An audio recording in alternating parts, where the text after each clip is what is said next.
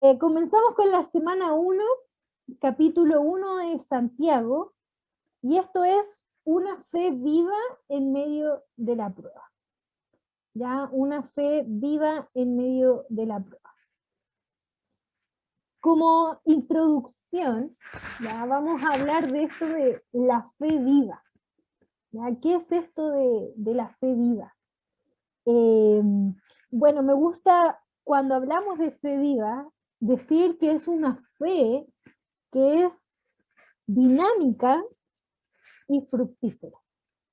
¿Ya? ¿Qué quiere decir dinámica? Una fe dinámica, bueno, que tiene movimiento, ¿ya? Que tiene fuerza, que está en constante movimiento y que tiene una fuerza especial. Fructífera es una fe que produce, que da fruto. Por lo tanto, podemos definir que una fe viva es una fe que produce obras que dan la gloria a Dios. No es una fe quieta, que nunca se nota, que nunca es exhibida, sino es una fe que está en constante movimiento, expresando, produciendo obras visibles que dan la gloria a Dios. Y es esta la fe que Santiago nos va a presentar a lo largo de estos 5 capítulos, es esta fe la que él quiere que vivamos, que tengamos, y que finalmente sea la fe que impacte el mundo. Entonces, esto es como también una introducción a lo que queremos enfocar cada capítulo. ¿Ya? Entonces, la semana pasada hablamos un poco del contexto de la carta de Santiago. Entonces, tenemos allá en Santiago capítulo 1, versículo 1, dice ahí, Santiago, siervo de Dios y del Señor Jesucristo, a las 12 tribus que están en la dispersión. Entonces, la semana pasada vimos, ¿cierto?, sobre Santiago, quién era él, un precursor de la unidad. Ya él ahora se presenta como este siervo de Dios y del Señor Jesucristo, dirigiéndose a las 12 tribus que están en la dispersión, ¿cierto? Hablábamos de judíos cristianos que estaban en diferentes lugares debido a la persecución que estaban viviendo en ese tiempo. Hablamos que esta carta también fue escrita en el año 44, posiblemente entre el 44 y 49 después de Cristo. ¿Ya? Entonces hoy día vamos a seguir ahondando en la carta de Santiago ya en este primer capítulo. Y para eso, hermanas, quiero que oremos antes de continuar. ¿Listo? Así que oremos. Señor, te damos gracias por este día, gracias por la oportunidad que nos das de poder reunirnos de diferentes lugares a través de esta plataforma, a través de la distancia, ¿cierto? Y poder abrir tu palabra con libertad. Gracias, Señor, porque tú tienes algo preparado para cada una de nosotros, tienes un mensaje, una palabra para nosotros, Señor.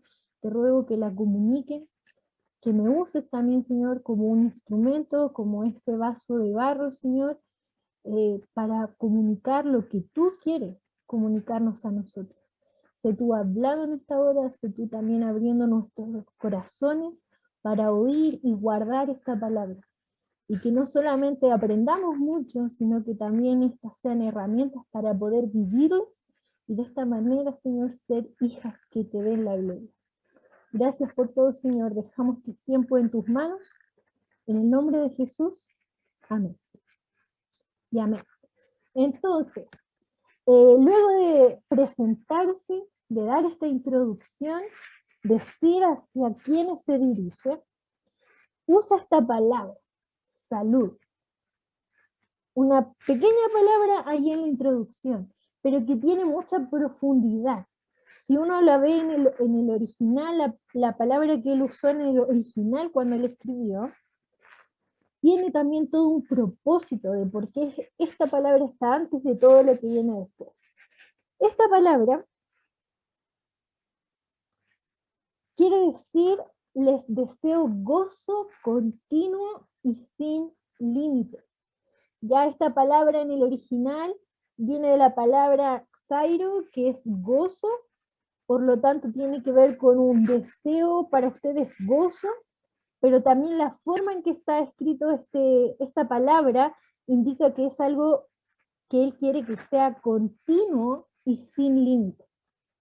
Por eso pongo allí que lo que Él quería decir era: les deseo gozo continuo y sin límite. Entonces Él les saluda a estas personas que estaban dispersas por todo el mundo por la gran persecución, y luego de eso les dice: les deseo gozo continuo y sin límite. Sin duda esto estaba usándolo Santiago como una introducción con un propósito para lo siguiente que él les iba a decir, que tenía relación también con el gozo. Versículo 2, ¿cierto? Dice: hermanos míos, tened por sumo gozo cuando os halléis en diversas pruebas. Cuando Él se dirige a ellos, ¿cierto? Hermanos míos, hijos de Dios, al igual que yo, que somos parte de esta familia, que hemos experimentado la salvación, nuevas criaturas, ¿cierto? Tengamos por sumo gozo cuando nos hallemos en diversas pruebas. Y la palabra ya tener es un mandato para reflexionar, pensar o considerar lo que Él va a decir a continuación. Es una exhortación, es un mandato que ahora ellos consideren o reflexionen en las siguientes palabras. Porque de esta manera va a traer una consecuencia, en este caso positiva, a aquellos que consideren y reflexionen estas siguientes palabras. ¿Qué palabras? Que bueno, que tengan por sumo gozo cuando se encuentren en diversas pruebas.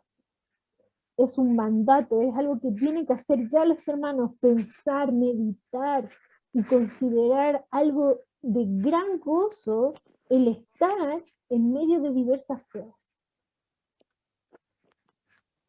Por lo tanto, también es un mandato para nosotros hoy. Estamos llamados a considerar como algo positivo y de extremo gozo el hecho de estar en diversas pruebas. Estamos llamadas como un mandato a reflexionar en esto como algo de sumo gozo para nuestras vidas. La idea de sumo gozo tiene que ver con la idea de un gozo puro, 100% puro. Es decir, donde no hay cabida para la tristeza, porque es algo que rebosa de alegría. Es como cuando pensaba y compartía con las que tal vez ya han sido madres, van a poder comprender mejor esto. Cuando estás en medio de un parto hay muchas situaciones difíciles, agotamiento, dolor, tanto estrés, pero una vez que das a luz y tienes a tu bebé en tus brazos y los oyes llorar, lo ponen en tu pecho, hay un gozo tan grande que pareciera que te hace olvidar todo tal vez el tormento que hubo antes de ese momento. En medio de esa locura de un parto, al tener a tu bebé allí hay un gozo muy grande.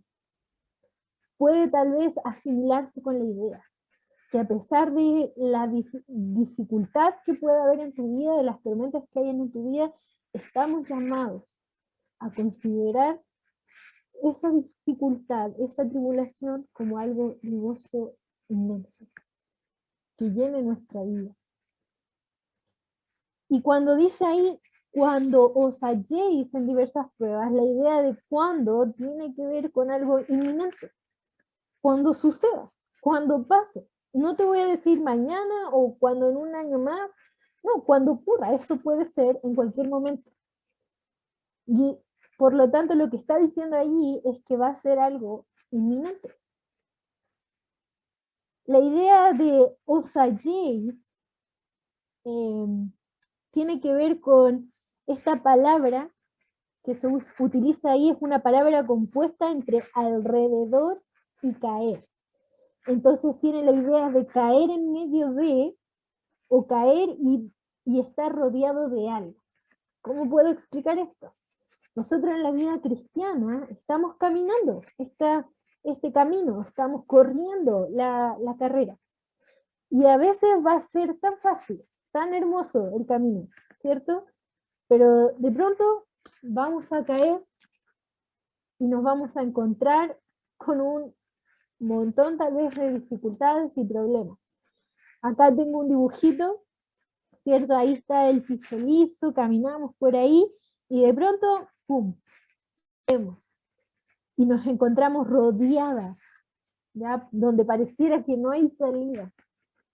Y tiene la idea rodeada, ¿cierto?, de diversas pruebas. Esta palabra diversa tiene que ver con una variedad, con diversidad, como la ilustración de un arco iris. Así como el arco iris tiene diversos colores y tonalidades, así también son las pruebas, diversas. Entonces yo ahí puse como un arco iris, ¿cierto? Porque es así, podemos estar rodeadas o en medio de una situación difícil en cualquier momento. Puede ser que tu esposo quedó sin trabajo o tú quedaste sin trabajo, hay un problema económico, una enfermedad de pronto se presentó en tu familia o en ti mismo. Perdiste a un ser querido en un momento que jamás pensaste que lo ibas a perder. Diferentes situaciones difíciles que puedan estar ocurriendo en nuestra vida pueden llegar de manera inminente y de diversas maneras. Y es en este contexto, cuando estamos allí rodeados de estas diversas cosas difíciles, cuando Santiago nos manda, ¿cierto? Dios nos manda a través de Santiago a considerarlo como algo de un gozo tremendo y puro. Y esto parece loco, ¿cierto? Porque ¿cómo es posible que me esté pidiendo que esté tan gozosa en algo tan difícil? Pero vamos a ir desarrollándolo a través de los pasajes.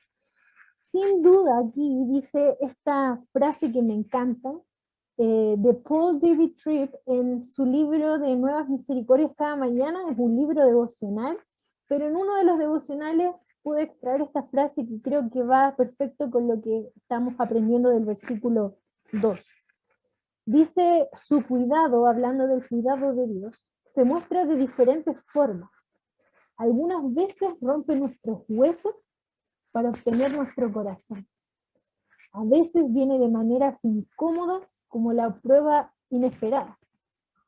Pero esto es una señal de su gracia celosa y un amor redentor. ¿Cuántas veces en medio de la prueba yo puedo decir, esto es el amor de Dios a mi vida? Esta es la gracia de Dios en mi vida. Quizás no muchas veces, o tal vez de meditarlo un poco más puedo llegar a esa reflexión. Pero sin duda así es, y lo vamos a entender en la medida que avanzamos. Hablemos de las pruebas. Ya lo estamos definiendo hasta ahora como algo difícil, ¿cierto? Como una situación incómoda, como algo que llega de manera inminente, ¿cierto? Pero en este pasaje, en el capítulo 1 de Santiago, hay dos maneras en el original que Santiago utiliza para referirse a pruebas. Y vamos a estar viendo qué significa cada una de ellas. La primera es la palabra doquinión. La segunda palabra es peirasmos. Ya por ahí tú dices, ¿qué cosa aquí? Pero vamos a ir entendiendo. Ya son dos palabras diferentes para referirse a una misma cosa que es la prueba. Vamos a estar aprendiendo de estas dos palabras hoy día. Entonces comenzamos con la primera palabra, doquinión. Esto es aquello por lo que se prueba algo. Es decir, es un instrumento o medio por el cual algo es probado en este contexto, ¿cierto? Y normalmente se utiliza en ese contexto probar nuestra fe. ¿Ya? Entonces la prueba es considerada ese instrumento por el cual mi fe es probada. Entonces, Esta palabra también es utilizada allá en Primera de Pedro 1:7. Si me pueden acompañar ahí, está Santiago y luego encontramos Primera de Pedro, capítulo 1, versículo 7. Dice, para que sometida a prueba, y ahí se utiliza esta palabra, vuestra fe, mucho más preciosa que el oro, el cual, aunque perecedero, se prueba con fuego, sea hallada en alabanza, gloria y honra cuando sea manifestado Jesucristo. Entonces, la idea es que nuestra fe pasa por este fuego, que podríamos decir como este instrumento de Dios, la prueba, ¿cierto? Para así ser probada, y como dice Primera de Pedro, esta resulte en una fe que da alabanza, gloria y honra.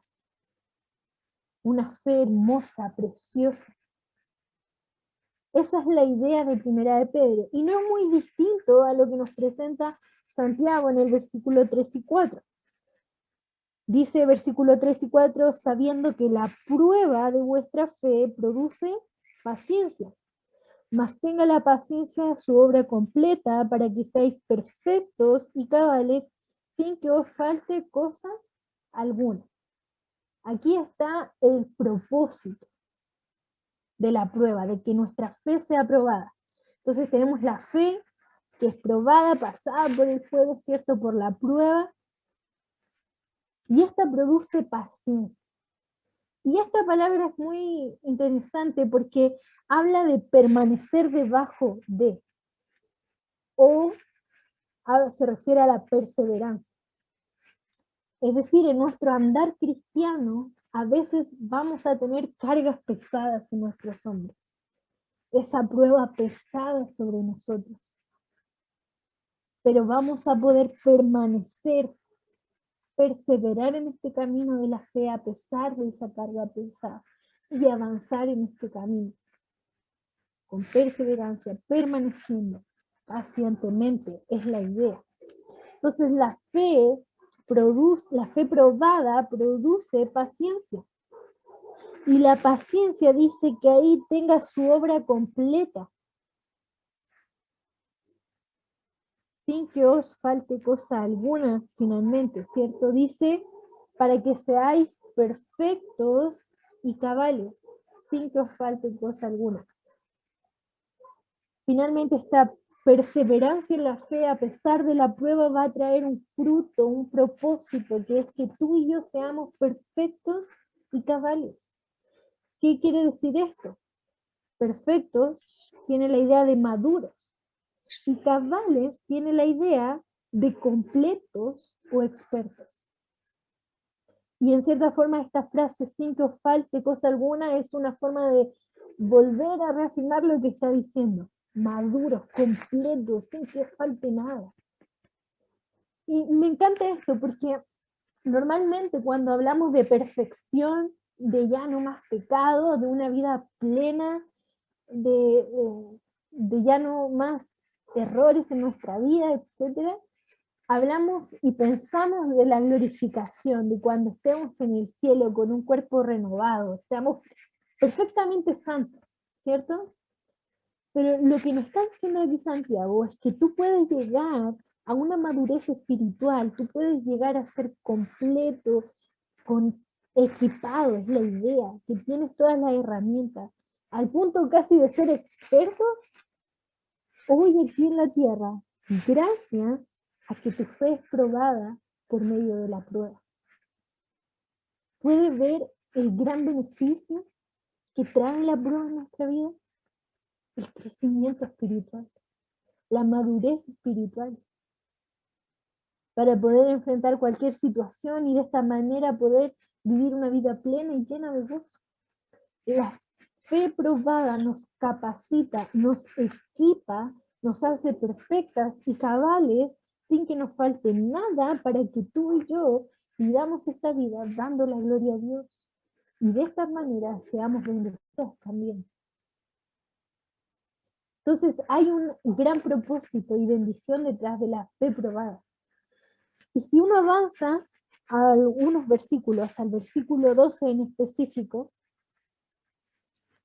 que en la Reina Valera, si usted tiene esa versión, dice, bienaventurado el varón que soporta la tentación, porque cuando haya resistido la prueba, es ahí prueba donde utiliza esta palabra, doquimión, recibirá la corona de vida que Dios ha prometido a los que le aman. Entonces yo estudiando, también viendo el texto en original, podríamos decir que dentro de nuestras versiones, una de las más cercana tal vez a lo que quiere decir el pasaje es en la Biblia de las Américas. No es que esta no diga lo que Dios quiere decir, sino que de una manera un poco más precisa, en el original es la Biblia de las Américas. La idea acá es, bienaventurado el hombre que persevera, ya, como dice acá la Reina Valera, soporta la prueba, y esa palabra es la misma, upomone,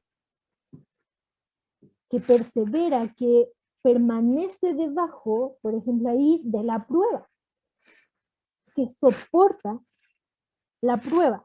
Y ahí vamos a hablar después de esto, dice ahí la prueba, acá en la Reina Valera habla de tentación, ya vamos a explicar por qué hay esta diferencia, pero dice ahí porque una vez que ha sido probado, ya la Reina Valera nos dice porque cuando haya resistido la prueba, la idea acá es aprobado, doquimo, ahí está la palabra, uno que es de fe probada y representa también la integridad.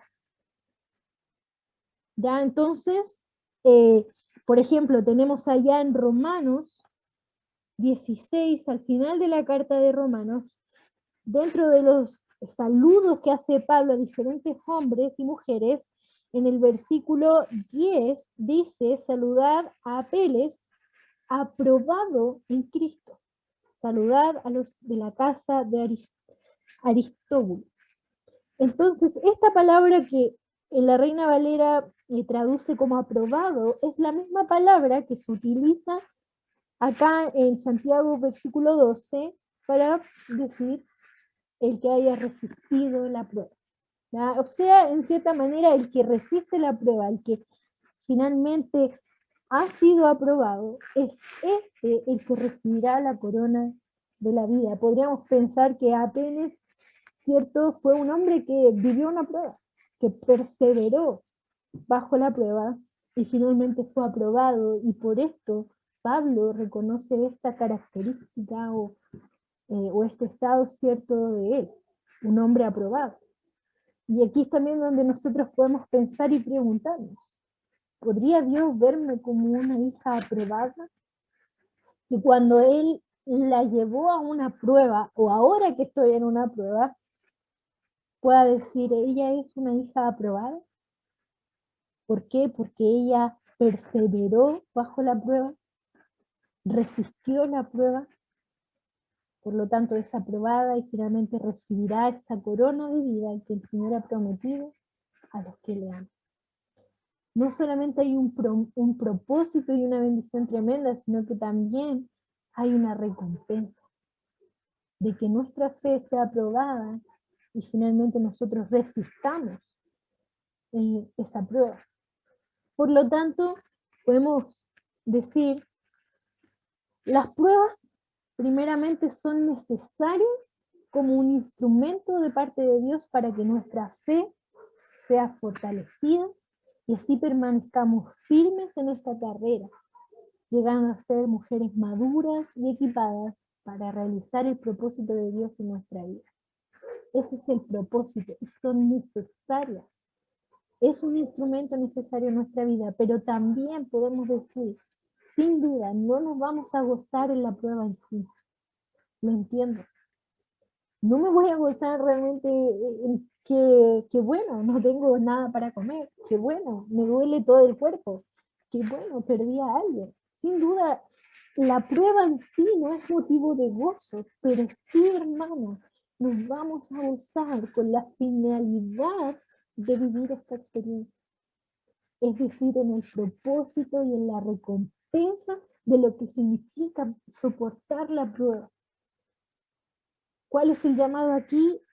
A ver la prueba como ese escenario o esa oportunidad que Dios nos da para prepararnos para el ministerio, para ayudarnos a crecer, para que podamos salir aprobados y de esta manera glorificar su nombre. Gocemos no en la prueba, sino más bien en la finalidad de vivir esta experiencia. Cuando esté en medio de esa situación difícil, piense y considere algo de sumo gozo, porque esto tiene un propósito bueno para su vida y una recompensa hermosa para su eternidad. Eso es lo que Santiago nos está diciendo en esta primera parte acerca de la prueba.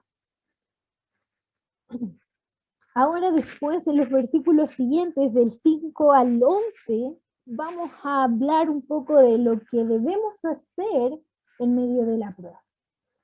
¿Ya? Y toca dos temas que quiero presentar aquí para que tengamos la idea.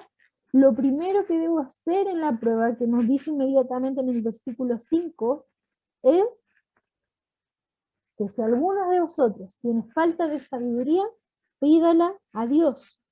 Dice, el cual da a todos abundantemente y sin reproche, y le será dada. Pero pida con fe, no dudando nada, porque el que duda es semejante a la onda del mar, que es arrastrada por el viento y echada de una parte a otra. No piense, pues, quien tal haga, es decir, quien dude, que no pida con fe, ¿cierto?, que recibirá cosa alguna del Señor. El hombre de doble ánimo es inconstante en todos sus caminos. Entonces, esta palabra de pedir, que la pidamos a Dios, este verbo, ¿cierto?, es también un mandato, ¿cierto? No solamente Santiago dice, consideren esto como algo de sumo gozo, sino que también nos manda inmediatamente a pedir a Dios en medio de la prueba.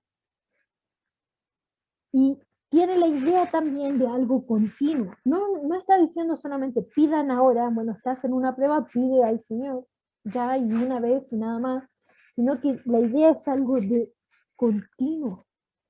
Cuando tú, hermano, estés en una prueba, si hoy día estás en una prueba, lo que tienes que hacer es pedir continuamente y constantemente, día tras día, sabiduría al Señor. Por lo tanto, tiene más que ver con una idea de un ruego constante a través de la oración. ¿Qué debo hacer en medio de la prueba? Orar. Constantemente, continuamente, pidiendo a Dios por sabiduría. Ahora, esta sabiduría tiene que ver con pedir sabiduría para entender el porqué de la prueba. Y esto me pareció interesante cuando lo estudiaba, porque normalmente cuando hablamos de la prueba, te van a decir o vas a escuchar, yo lo he escuchado también, tienes que preguntarle para qué, no el por qué. Y hermanos, el para qué ya está en su palabra. Santiago 2 y 3 y 4 nos dice el para qué es la prueba. Pero esta sabiduría que Santiago te está motivando a pedir a Dios, rogar constantemente, es el porqué de la prueba. ¿Por qué estoy viviendo esta enfermedad? ¿Por qué estoy...? Y no tiene que ver con que hay un castigo detrás, para nada, sino que tiene que ver con el por qué. ¿Por qué en este minuto de mi vida tú pusiste esta prueba? ¿Qué quieres probar de mí? ¿Qué quieres mostrarme tal vez a través de esto que necesito cambiar? Y que el Señor te dé esa sabiduría para saber por qué, el porqué de la prueba. Y esto me pareció muy interesante porque pensaba en mí, en las pruebas que he vivido, ¿cuántas veces le he pedido al Señor el porqué de mi prueba? Muy pocas veces.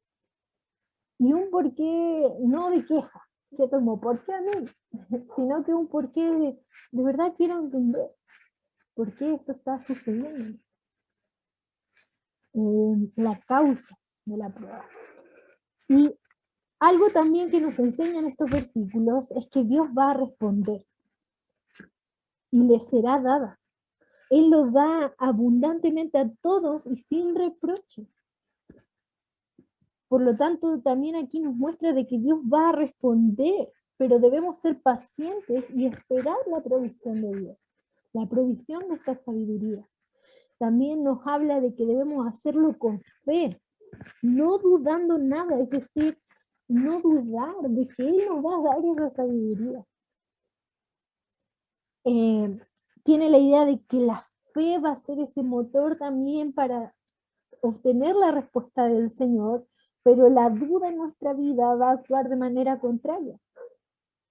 No nos va a permitir tener la respuesta del Señor porque dudamos lo que Él nos enseña. Y habla, cierto, del que duda es como la onda del mar, un hombre de doble ánimo con su corazón dividido, ¿cierto? Lo que sí también tenemos que recalcar es que esta sabiduría no es un derecho, es un regalo. Santiago nos está presentando un regalo de parte de Dios en medio de la prueba, que es esta sabiduría. Que solamente Dios nos puede dar esa sabiduría para entender el porqué. Y Él nos está diciendo, Dios te la quiere dar, te quiere dar esa sabiduría, pero debes pedirla a Dios constantemente, continuamente, y con fe, sin duda. Pero ¿qué sucede? A veces en la prueba no hay oración. A veces en la prueba la oración no es constante. A veces en la prueba no hay fe de que Él realmente va a responder. O dudamos. Por lo tanto, necesitamos a través de estos pasajes decir, bueno, si el día estoy viviendo una prueba, o si el día mañana me encuentro rodeada de pruebas, Señor, voy a orar continuamente, como me enseñas en tu palabra, para poder entender el porqué, con fe, porque tú lo dices, la vas a dar, no dudando de que tú me la vas a dar, porque tú dices, me la vas a dar. Pero pacientemente esperando la provisión de Dios. Luego en los siguientes versículos nos habla de gloriarnos en Cristo, así le puse, porque nos habla del hermano pobre y el hermano rico. Dice el hermano que es de humilde condición, es decir, una persona posiblemente pobre o que perdió sus bienes por la persecución, gloríese en su exaltación, pero el que es rico en su humillación, porque él pasará como la flor de la hierba, porque cuando sale el sol con calor abrasador, la hierba se seca, su flor se cae y perece, su hermosa apariencia, así también se marchitará el rico en todas sus empresas. Tenemos esta idea de gloriarse, ¿ya? Y esta palabra es una palabra que quiere decir como que se jacta, ¿ya? Pero esta palabra puede ser utilizada en un sentido negativo o positivo, ¿ya? En este caso tiene un sentido positivo, ¿ya? De gloriar. ¿En qué? Bueno, el pobre en su exaltación, la idea acá es un llamado a gloriarse en su nueva condición como hijo de Dios, ¿ya? Gloríate de que eres rico en Cristo, que eres un hijo de Dios. Y el hermano rico que se exalte en su humillación. ¿Y qué tiene que decir esto? ¿Qué quiere decir esto? Bueno, un llamado a ser humilde por medio de las pruebas, ya que tales experiencias le llevarán a ver las riquezas de Cristo y no las terrenales. Es un llamado a gloriarse en la humildad, que también viene a través de las pruebas, ¿cierto? Como cuando el Señor nos agacha el mundo, ¿cierto? Para enfocarnos en Él y que nuestra gloria, que hermanas, que tu fuente de gozo y lo más valioso de tu vida sea Cristo, que es tu exaltación. Somos hijas de Dios, ricas en Cristo. Y que eso sea nuestro mayor gozo también en medio de la prueba. Y bueno, avanzando, ¿cierto? Vamos a ver la segunda palabra. Ánimo, y sé que ha sido bastante, pero vamos avanzando. Y la segunda palabra, peirasmo. Y me encanta esta ilustración que les voy a comentar, me la hizo una vez un pastor. En una conversación estábamos hablando y él me hizo esta ilustración y me hizo tanto sentido que la voy a compartir con ustedes. Esta palabra peirasmos en el griego se puede traducir en el español como prueba o como tentación. Es una sola palabra que se puede traducir de dos maneras y que sin duda tanto la prueba como la tentación son cosas distintas. Y la Biblia enseña que son dos cosas distintas. Entonces es como difícil comprenderlo, como una palabra significa dos cosas distintas. Bueno, él me lo ilustró como con una moneda, ya que tiene una cara y un sello. Es una moneda. La misma moneda que tú ves tiene dos lados, la cara y el sello. Por un lado es la prueba y por un lado es la tentación. Y obviamente dependiendo del contexto, es cómo es mejor que podamos traducirla al español. Entonces, por un lado puede significar prueba y por otro lado, bueno, prueba, ¿cierto? Que significa dificultades provenientes del exterior, ¿ya? De parte de Dios. Y la tentación, dificultades o conflictos surgidos en el interior de la persona de parte de su propia concupiscencia. ¿Ya? Entonces, por un lado es la prueba y por un lado la tentación. La dificultad proveniente del exterior y la dificultad proveniente del interior de la persona de su propia concupiscencia. Entonces vamos a volver a ¿cierto? A este dibujo que hacíamos, caemos en medio de la prueba, estas diversas pruebas, y ahora nos muestra esta parte, la concupiscencia. Versículo del 13 al 14, ¿qué dice? Cuando alguno es tentado, no diga que es tentado de parte de Dios, porque Dios no puede ser tentado por el mal, ni él tienta a nadie, sino que cada uno es tentado cuando de su propia concupiscencia es atraído y seducido. La concupiscencia. ¿Qué quiere decir la concupiscencia? Una palabra bien difícil, ¿cierto? Concupiscencia, no es algo que oímos normalmente, pero bueno, ¿qué quiere decir? Deseo fuerte o intenso, la idea como de la pasión. Y esta palabra, al igual que gloriarse, se puede usar en un sentido negativo o positivo, ¿ya? En la palabra. Pero en este contexto se usa en un sentido negativo. Es este deseo fuerte e intenso que todos tenemos, que nos lleva o nos, ¿cierto?, atrae y seduce al pecado. Entonces, ¿cuál es la diferencia entre prueba y tentación? Bueno, la prueba proviene de Dios y es algo externo. Pero la tentación es algo que ocurre en el interior del hombre por este fuerte deseo que nos seduce al pecado. Interesantemente, también podemos pensar, ¿cierto?, cómo es que en medio de la prueba viene la tentación. Y es por eso que también está dentro de este pasaje. Cuando somos probados, viene la tentación de nuestro corazón a dudar de Dios, tal vez a dudar de su existencia, a dudar de su bondad, a dudar de que Él nos va a dar la sabiduría. Está ese peligro que nos surge en nuestro corazón cuando estamos en medio de las pruebas. Y esa es la tentación que se vive en medio de las pruebas. Que tenemos que recordar que no viene de parte de Dios. Dios no quiere que por medio de estas situaciones difíciles dudemos y nos apartemos de Él. Él quiere que crezcamos. Pero ahí aparece nuestro corazón, nuestra concupiscencia, para tentarnos y que en vez de que recibir la bendición y la recompensa de experimentar una prueba, finalmente terminemos apartándonos y quejándonos del Señor.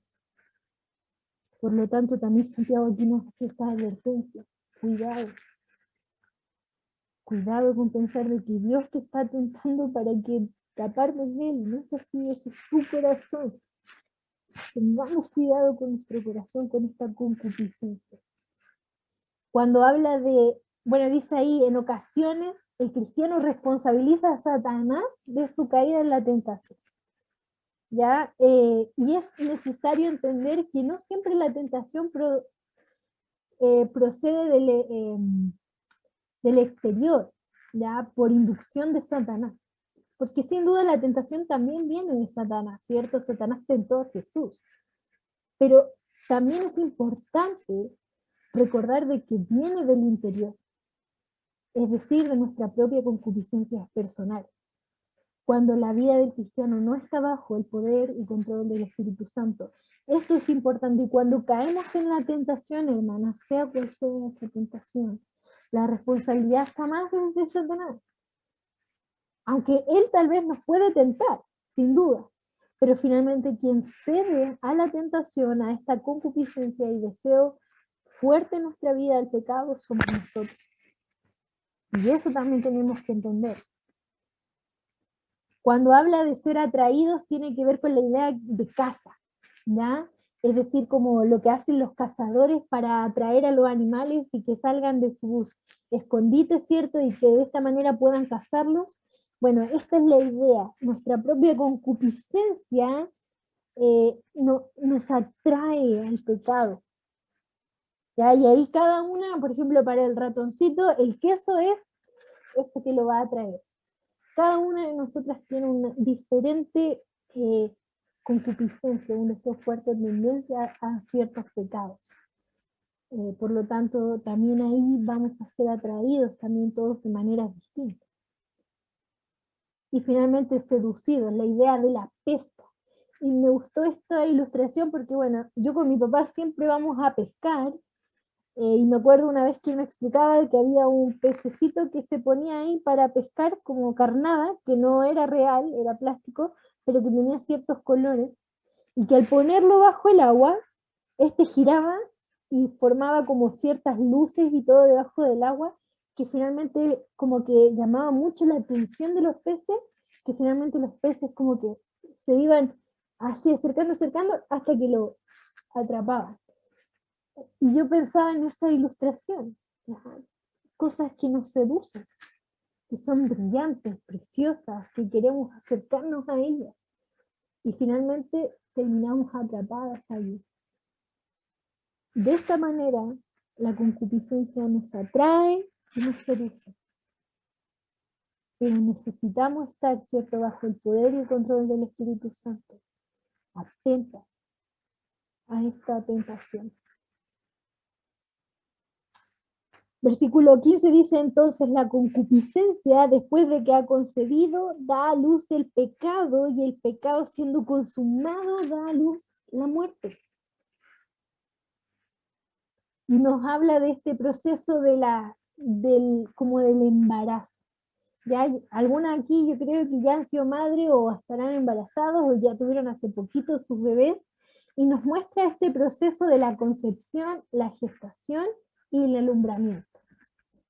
La idea de cómo es que cuando yo cedo al deseo intenso, a la concupiscencia, finalmente es concebido el pecado, la concepción, el inicio del pecado. Finalmente este pecado va creciendo, va alcanzando su madurez, y ya está preparado para dar a luz. ¿Y qué da a luz? La muerte. Y leí un comentario que decía: este bebé que va a nacer es llamado muerte.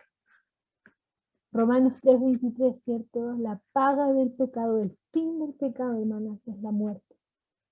Ya sea esta muerte física o esta muerte espiritual, no eterna, ¿cierto? Hemos sido reconciliadas con Cristo, tenemos vida eterna, pero muerte significa separación.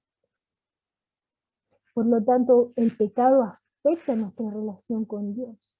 No en relación a la salvación, ¿cierto?, que es eterna, independiente de si pecamos o no, pero sin duda nuestra relación con Dios se ve afectada. Necesitamos reconciliarnos, ¿cierto?, confesando nuestros pecados para restaurar, ¿cierto?, esa relación.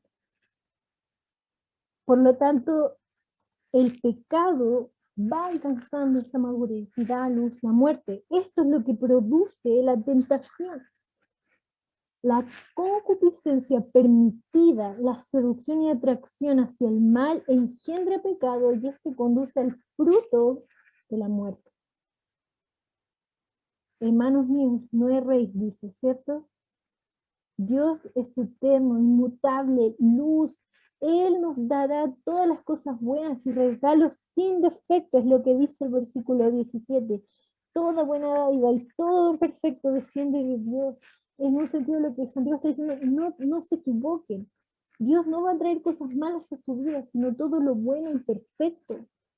Él quiere que a través de la prueba experimentes esa bendición y recompensa. Lo malo viene de tu propia concupiscencia a la cual debes estar atento. Porque Él de su voluntad nos hizo nacer por la palabra de verdad para que seamos primicias de sus criaturas. De su voluntad, allá en Juan 1:13 nos dice que no hemos nacido de voluntad de hombre ni de carne, sino de Dios. De la voluntad de Dios hemos nacido de nuevo. Nos hizo nacer de nuevo, primera de Pedro 1:3, nos hizo nacer para una esperanza viva.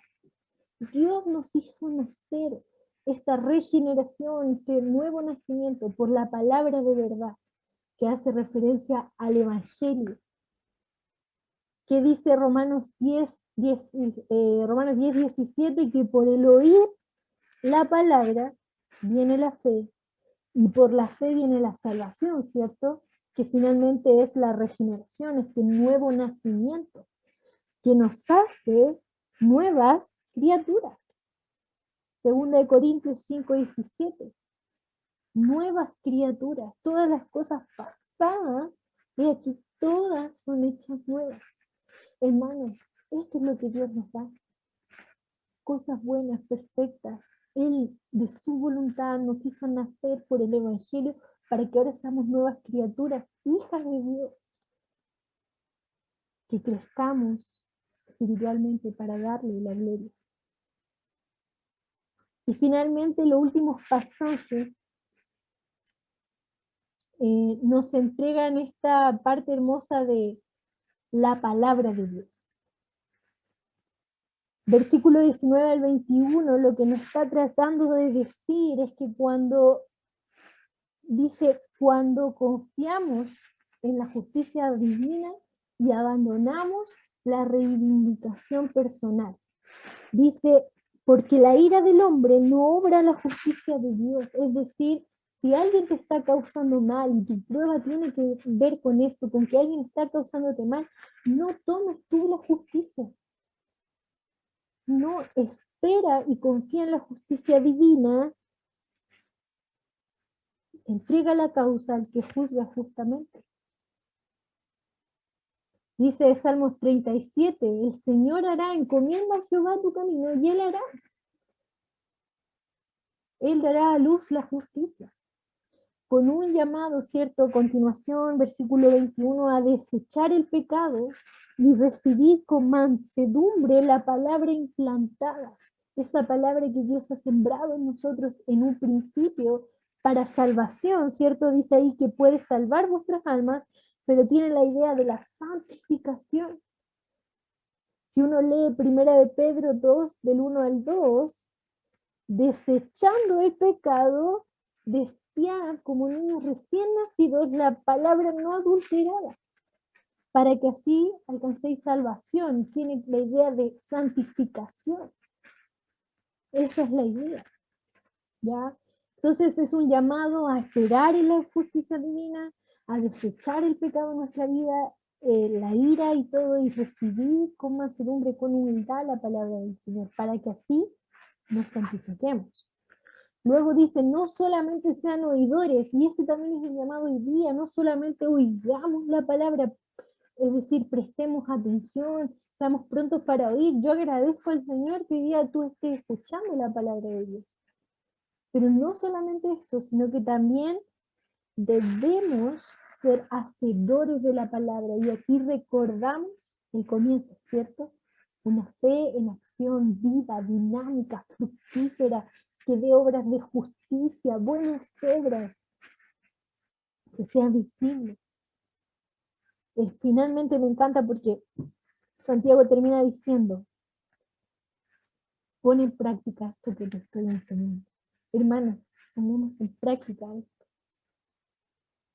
Pongamos en práctica el gozarnos en la prueba, el pedir con fe en la prueba, el gloriarnos en Cristo, en quienes somos en Él, en que la tentación no tiene que ver con Dios, sino que con nuestra propia concupiscencia. Vivamos, hagamos todo esto que Él nos está enseñando. Y finalmente, los últimos versículos 26 al 27 nos habla de esta verdadera religión. ¿Cuál es esta verdadera religión? Nosotras que decimos ser hijas de Dios. Dos cosas. Las obras de justicia que le dan la gloria a Él, ¿cierto? Ahí dice la religión pura y sin mácula delante de Dios, el Padre, de Dios el Padre es esta: visitar a los huérfanos y a las viudas en sus tribulaciones. Obras de justicia, buenas obras, prácticas en nuestra iglesia local, con la iglesia universal. Esa es la verdadera religión, pura. Pero también después dice, y guardarse sin mancha del mundo, la santificación y santidad personal. Si somos verdaderamente hijas de Dios y practicamos esta fe, ¿cierto? Esta fe en Jesucristo, tenemos que preocuparnos y tener un cuidado especial de nuestra santificación personal, de guardarnos sin mancha del mundo. Y sin duda Santiago va a seguir hablando de esto en los siguientes capítulos. Pero, hermanos, como conclusión, ¿cierto? Hemos hablado de muchas cosas, hemos aprendido mucho, espero que mucho de lo que hemos hablado hoy día haya quedado en su corazón y podamos aplicarlo, pero